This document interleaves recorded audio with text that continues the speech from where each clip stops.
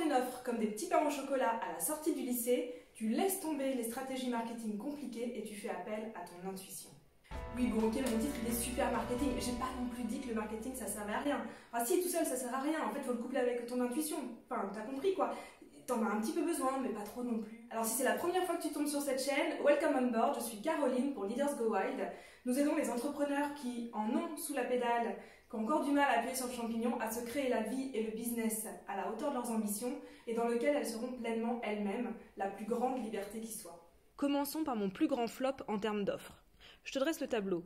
Je suis toute nouvelle en tant que coach et je viens de terminer mon premier accompagnement avec mon tout premier client. Alors je regarde les coachs sur Facebook, sur YouTube, avec quand même pas mal d'envie parce qu'ils publient des résultats à plusieurs zéros par mois et ils ont des retours de clients de ouf, genre toutes les 3 minutes. Ce que je savais pas encore, c'est que si tu regardes les mêmes coachs suffisamment longtemps, ils recyclent les mêmes témoignages encore et encore et encore. Ni une ni deux, je me sens pousser des ailes et je vais communiquer sur une nouvelle offre, un groupe. Ouais, genre je passe de la pataugeoire au grand bain sans avoir pris le temps d'apprendre à nager. Mais ils font ça les autres coachs, donc c'est bien, non, de faire un groupe. Puis en plus, ça fait plus de CA. Il y en a là-dedans. Cette offre, en fait, elle était complètement issue de mon mental et pas du tout de mon cœur. Aujourd'hui, quand j'y repense, j'arrive même pas à me souvenir quelle était ma véritable intention derrière. Je crois que je m'étais simplement mis en mode business de zizi.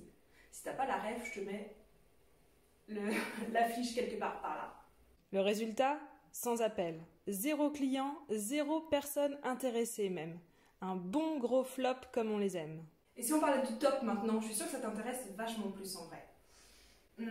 Alors des offres qui se sont bien vendues super facilement, j'en ai plein en stock. De laquelle je vais te parler. On va prendre le point commun. Le point commun, c'est que j'ai écouté mon intuition.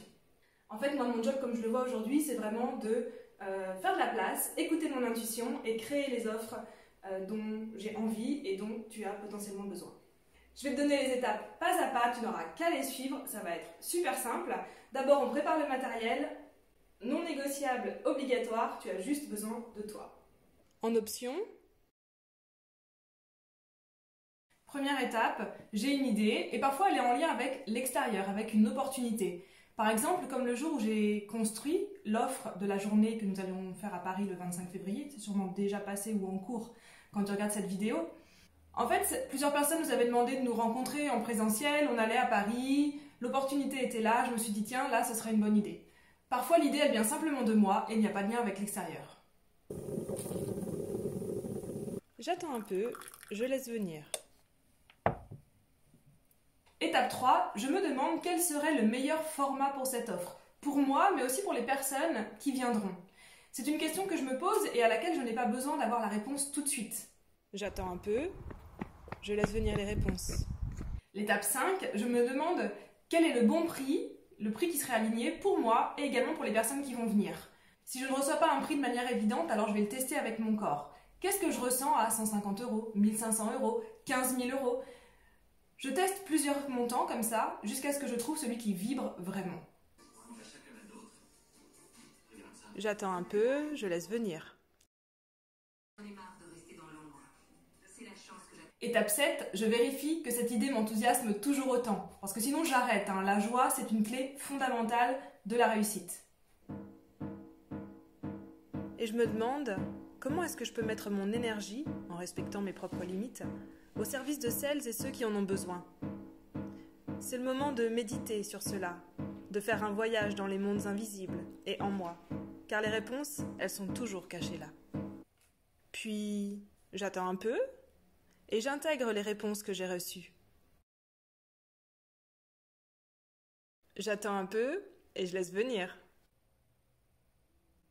L'étape 12, j'affine ma communication si c'est nécessaire. Peut-être que je reçois des demandes de personnes qui me disent « Mais qu'est-ce que tu vas faire exactement dans cette offre ?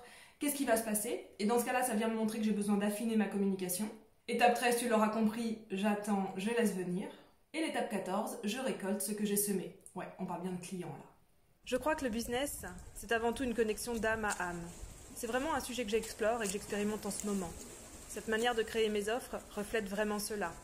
Qu'il n'y a pas besoin de faire du marketing, mais seulement d'être prête à être vue et reconnue pour qui on est, de s'offrir ce cadeau. Sauf que c'est pas inné. Ça demande de regarder en soi ce qui nous retient, ce qui nous bride à nous montrer entièrement.